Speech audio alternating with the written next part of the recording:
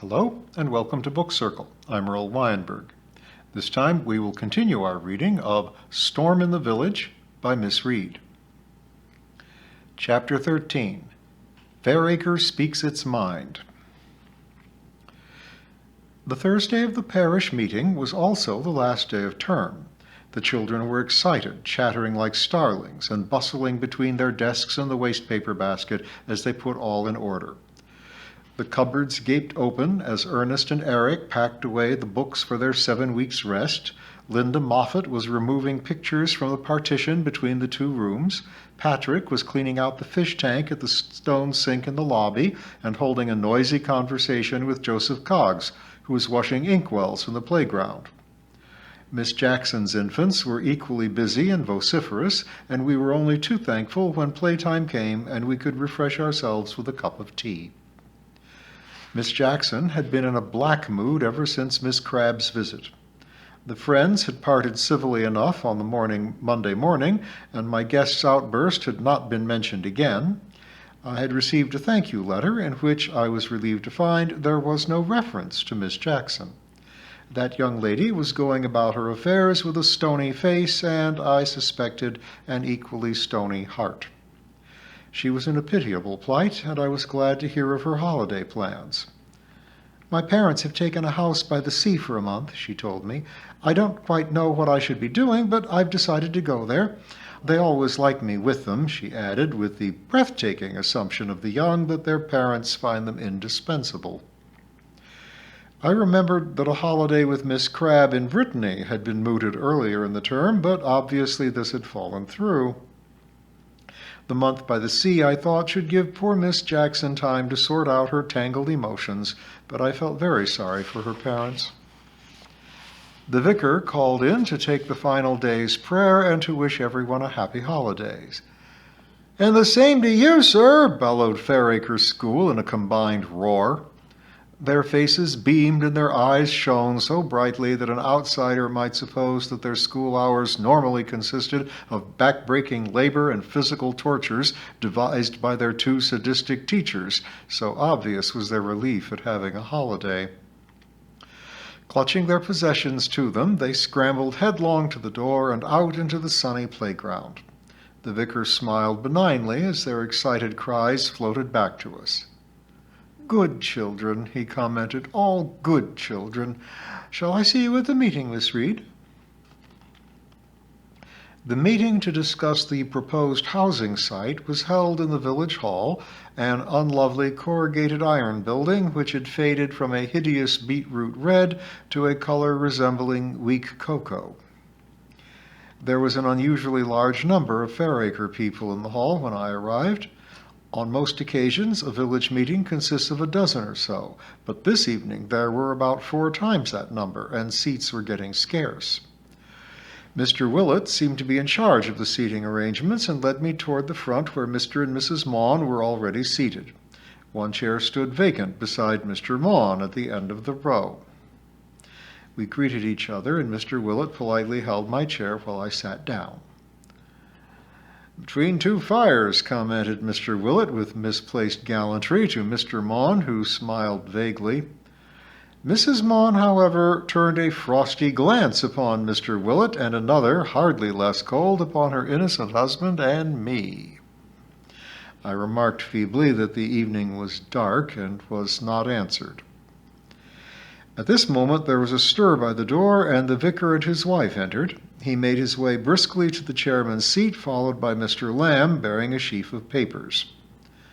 "Lor," said someone at the back of the room in an awed voice, "I hopes us ain't got to sit through that lot." The vicar rose to his feet. "Could we have the lights on?" he asked. Several people crowded round the switches by the door, and frantic clickings began. Sometimes one of the 4 hanging bulbs lit up, but never the one nearest to the chairman's table. "Do seem a bit awkward like tonight, sir," admitted one of the operators. "Wants a new bulb or something of that." "Power cut, I expect," boomed Mrs. Pringle gloomily. Several people started to explain to her in fine confusion that this could not be the case. Mrs. Pringle, arms folded across her massive bosom, remained unconvinced. Never mind, said the vicar benignly. We may be able to get through our business before it gets too dark. Mr. Lamb, would you care to read the letter from the Rural District Council? Mr. Lamb arose and read first the letter, then, at a nod from the vicar, the proposals of the United Kingdom Atomic Authority. His voice sawed steadily up and down, and though many an eye glanced at watches, the people of Fairacre listened in attentive silence. The vicar came round from his chair, and when Mr. Lamb had finished, and sat on the front of his table instead. He had ruffled his fine white hair as he had listened, and his lined, kindly face wore a look of perplexity. He appeared at that moment particularly vulnerable and endearing to his parishioners. You see why the parish council has invited you to hear about this proposal. We are asked if we have any observations to make, and I do earnestly beg you to consider just what these proposals will mean. We shall have between our two villages a third new one, larger by far than either Fairacre or Beech Green. The people living there will have come in the main from towns. They may take some time to adapt themselves to our ways. They may, in some cases, never become adapted. 100-acre field and a considerable area beyond that will be built over. We are told in the proposals that new roads will have to be built, that provision has been made for street lighting, sewage, a school, playing fields, and shops. These plans are only in rough, as it were, and may be modified. There is no doubt that our two villages would benefit by the electricity and sewage schemes and by more frequent bus services between here and Caxley and the atomic station, but it remains for you to say what you feel about this project. At the end of this very fair and unbiased account, the vicar walked round the table again and resumed his seat. Mr. Willett was the first to take the floor. Mr. Chairman, he began, I'm a plain man and don't pretend to understood all the rigmarole the parish clerk has just read us, but I do say this. I, for one, don't want to see Fairacre swamped by another young town. Hear, hear, muttered several of his neighbors, and I don't see paying out good money and rates and that for a lot of street lights and waterworks what we've done without long enough. I'm a plain man, and I reckon it's best to speak out plain. Mr. Willett, puffing out his stained mustache, reseated himself heavily. Beside me, Mr. Maughan shifted uncomfortably. If that fellow keeps saying that he's a plain man, he whispered to me, I fear that someone will shortly get up and agree with him. I was having some difficulty in controlling my enjoyment of this dry statement, but then I caught Mrs. Maughan's eye and sobered up immediately. Mrs. Bradley, a diminutive figure in black, hoisted herself upright by prodigious clawing at her neighbor's shoulder and added her views. I feel that someone should point out to the meeting that the land scheduled for building purposes is a particularly valuable local heritage. Just old fields, ain't it? Breathed someone in the row behind me in a bewildered whisper. Our great local artist, Dan Crockford. Ah, now, he were one for the girls, commented the voice behind appreciatively. Immortalize that part of the country, which will be ruined, went on Mrs. Bradley. Tuppenny halfpenny dauber, murmured Mrs. Maughan viciously to her husband. I should like to protest most strongly against the idea of houses being built on one of the most beautiful parts of our country, a part which has proved an inspiration to generations of our countrymen, and to the great Dan Crockford in particular. Applause greeted this robust statement, and Mrs. Bradley resumed her feet, flushed with success. And what about this school? Boomed Mrs. Pringle before the clapping had died away. Am I to be out of a job at Fairacre School if the kids go to the new one? Or are that lot all to come tramping over my floors, doubling my work? There appears to be no doubt that the school here would remain open, said the vicar hastily, only its status might be altered. Meanin'? Queried Mrs. Pringle in a menacing crescendo. It might take just the very young children, admitted the vicar, and the juniors would perhaps attend the proposed new school. But of course, nothing is definite. A hubbub arose in the hall. What? Send our Bert off in a bus? And who'll take the little uns to school if their brothers and sisters goes elsewhere? And have a headmaster like as not caning 'em cruel? Us had had enough of that ourselves with old Hope way back. And do Miss Reed stop on, or does she get the push like Miss Davis? 'Tis proper unsettling for the children." The meeting until then had been quiet, but this murmur of change affecting the children roused it amazingly. The vicar thumped on his table. "Please, please, I think the time has come when a few proposers and seconders are needed, so that Mr. Lamb can get down his points in order. Mrs. Bradley, would you care to put your motion?" Mrs. Bradley climbed precariously to her feet again. "I propose that this meeting protests strongly against the taking of a noted local beauty spot, the subject of many of Dan Crockford's pictures, for building purposes." "I second it," said Mr. Maughan beside me. His wife cast up her eyes significantly.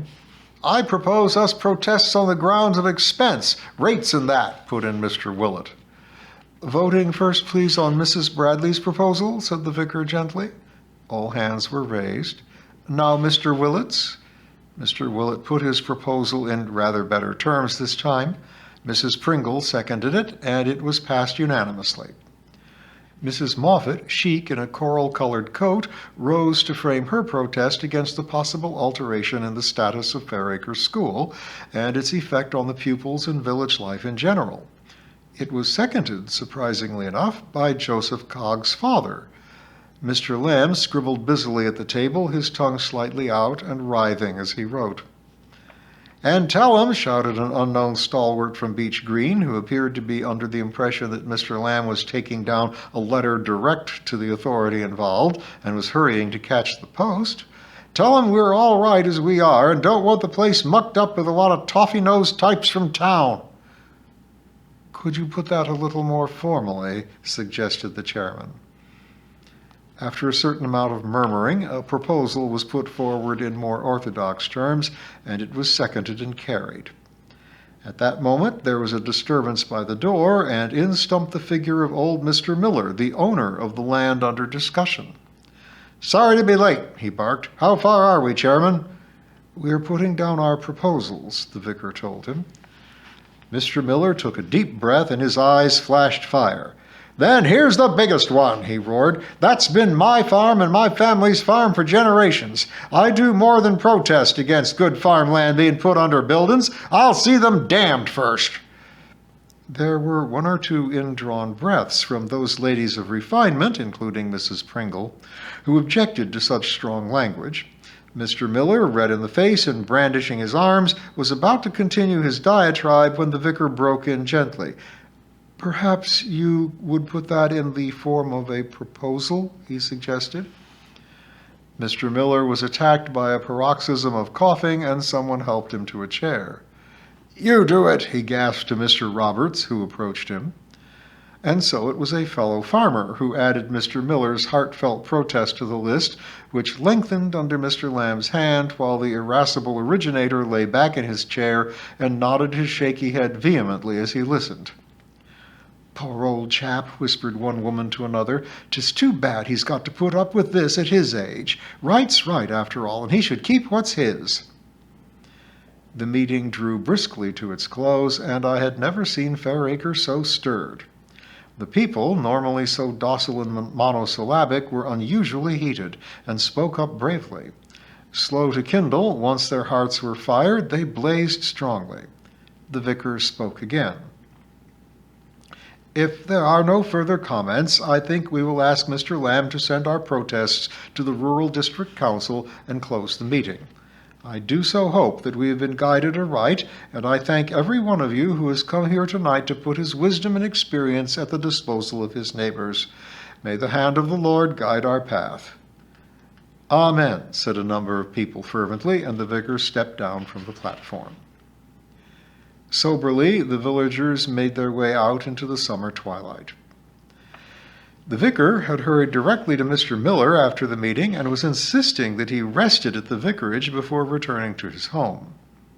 We watched the two white-haired men, one so fiery and the other so mild, make their slow progress arm in arm toward the haven of the vicarage drawing-room.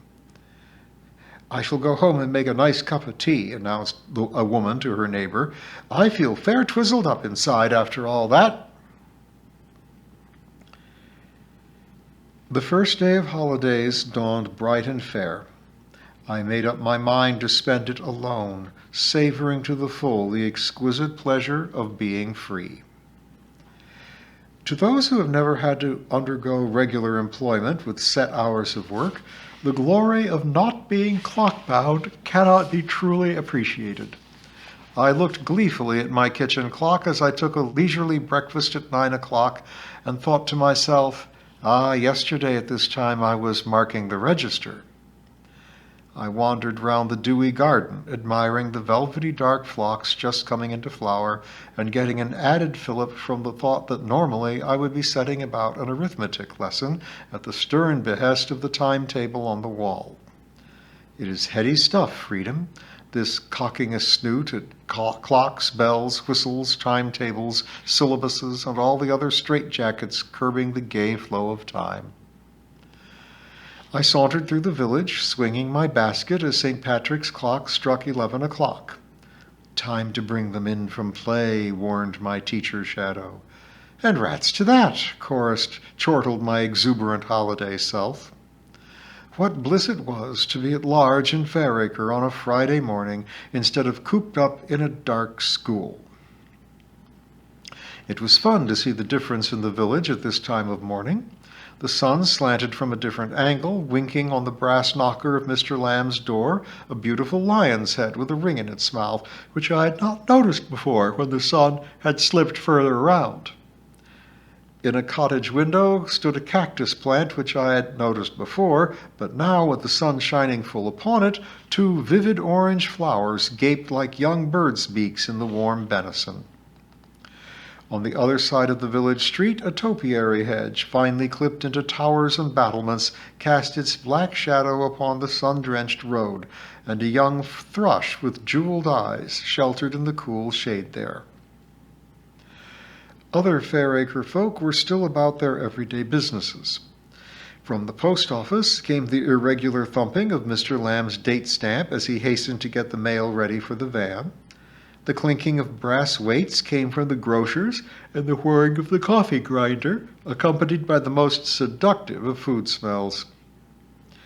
Dusters flapped from upstairs windows as the bedrooms received their morning toilette. Here a woman bent in her vegetable garden cutting a lettuce or pulling spring onions for the midday meal. A baby lay kicking in its pram, eyes squirrel bright as it crowed at the fluttering leaves above it. From the bakehouse at the rear of the grocer's shop wafted the homely fragrance of new bread. In there I knew the great tables had been scrubbed clean, and the white overalled baker with his short sleeves rolled up would be waiting to rap the top of his loaves to see if the batch were done.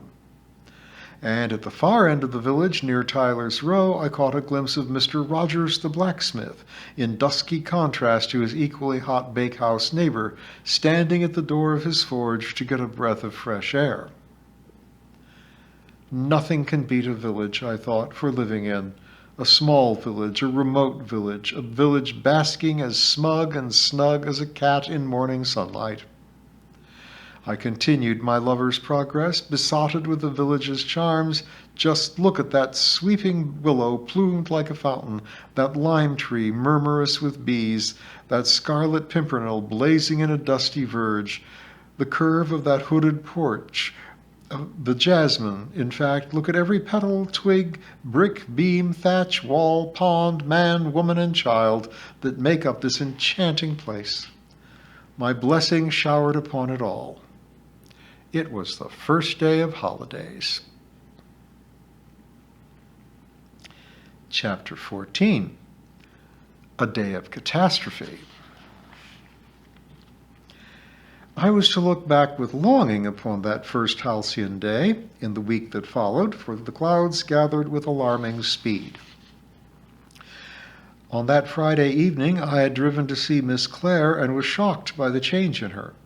She looked suddenly old. Her hands shook uncontrollably as she poured out a glass of her homemade parsnip wine for me, and she seemed to move more slowly about her little cottage.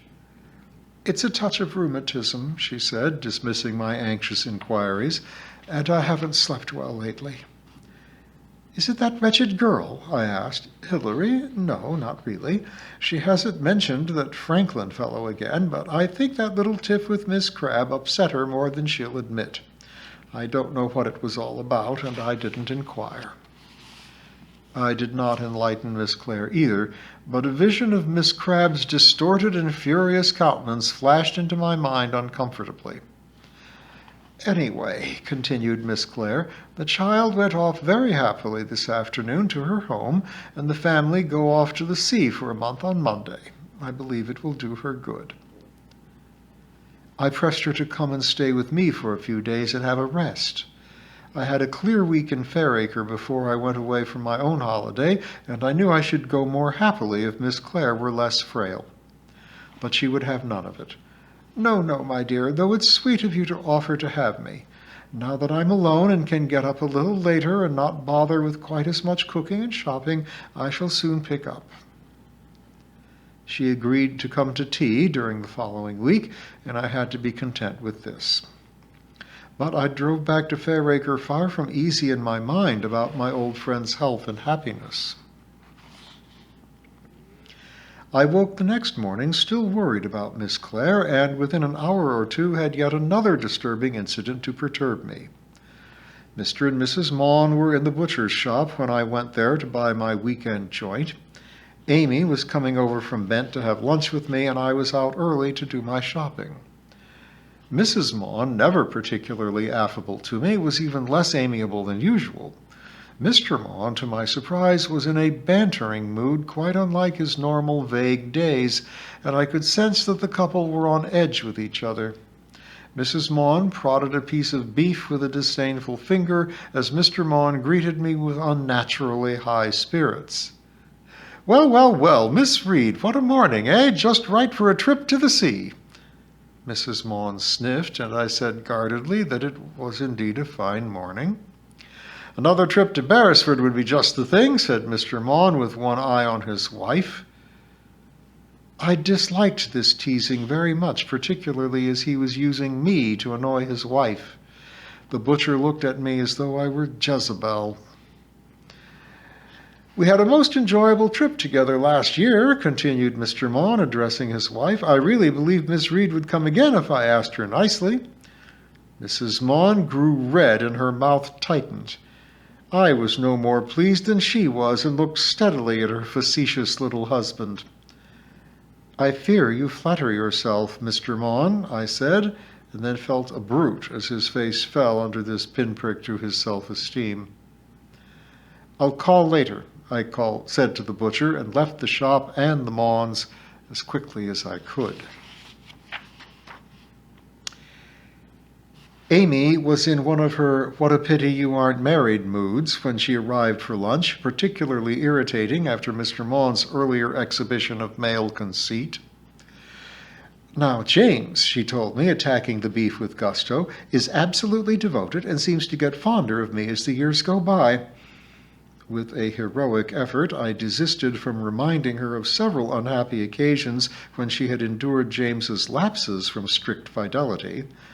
"Sour grapes" is the phrase that readily trips from the lips of married ladies when reminded by their single friends about male frailty, and behind this two-word shield many a married man or woman has evaded a spinster's straight aim. "You see what a waste of talent all this is," continued Amy as I bore in a plum pie a little later. "You're quite a good cook, really, and a man would appreciate it." "I appreciate it too," I said, cutting the crust. "But with two of you," persisted Amy, bent on furthering the cause of matrimony, "you would enjoy it all far more." "I should have to do twice as much cooking," I pointed out, "and that might pall." "Really," said Amy exasperatedly, "you are the most trying, awkward, maddening, unfeminine woman I've met, and thoroughly deserve to be single." "Have some cream," I suggested consolingly. "It covers the nerve ends." "Cha!" exclaimed Amy, and took a generous helping with a smile. And we'll continue our visit with Amy next time.